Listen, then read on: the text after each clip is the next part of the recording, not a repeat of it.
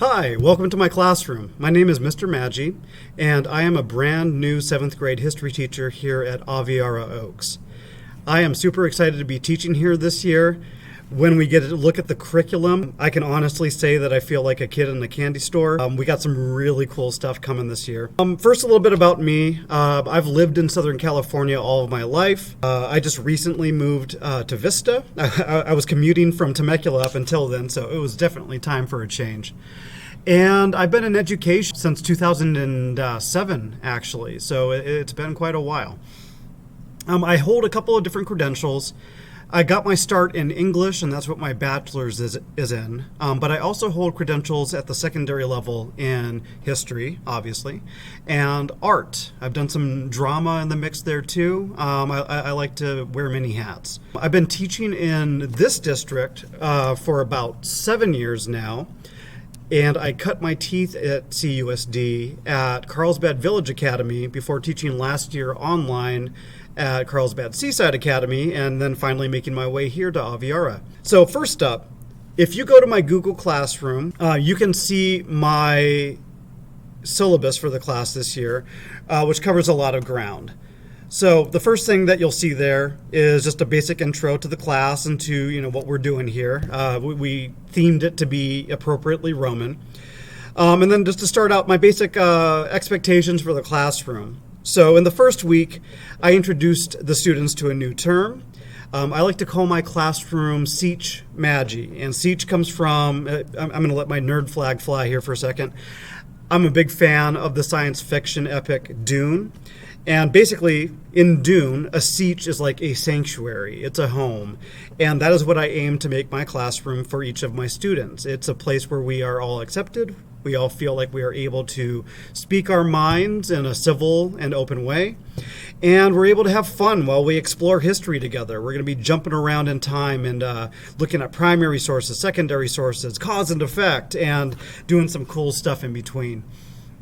So my expectations for the classroom run pretty closely to the basic expectations at the school as a whole. The Falcon 4, so be respectful. That means, treat everyone as you would like to be treated.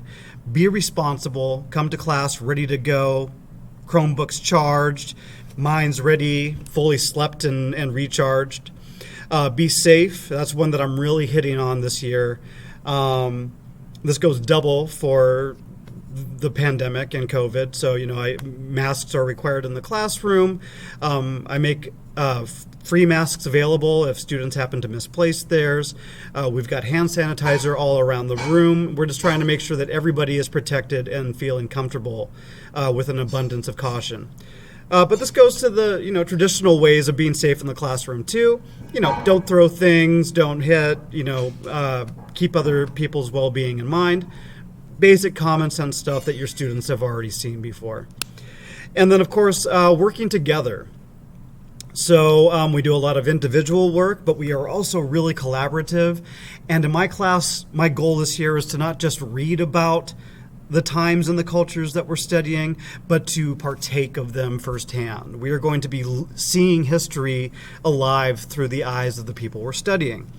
And that includes learning how to dress like them, learning what they listened to, what kind of music they played, what songs they sang, the stories they told, the foods they ate. I'm hoping to put together a Roman feast to bring home our first unit in the nearish future. And you may have already received my requests to bring material to class to make some togas. So we're going to have some fun with that.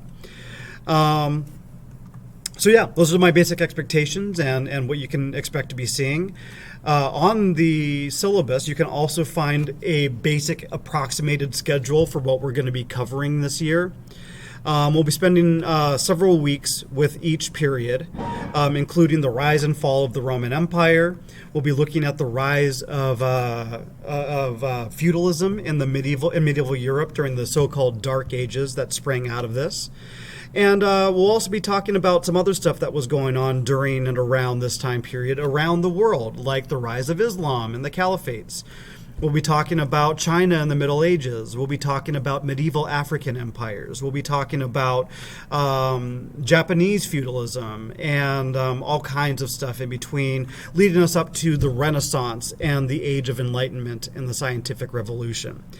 All stuff that I am super, super stoked to be teaching this year. Okay, and then last but not least, talk a little bit about grading. So my grading schedule is no big surprises. 90 to 100% is an A, 80 to 89 is a B, and so on. I'm a huge proponent of what I like to call onward and upward, or what you might have heard called the growth mindset. I don't believe that Rome was made in a day, and neither are your students' educations. We all come with our strengths and weaknesses, and in my mind, it's all about maintaining that ongoing momentum, doing a little bit better each day, and pushing yourself to be the best that you can be, challenging yourself and balancing rigor with fun. So I do everything that I can to offer daily practice and support, and I encourage my students to take baby steps when they're finding themselves frustrated. Any forward momentum is good. And on that note, I also offer extra support. You can go to calendly.com/jmaggi and set up a one-on-one time to meet with me virtually. If you have questions or you need extra support or you'd like to talk about something, you can set that up automatically, and it automatically schedules it in both of our Google Classrooms.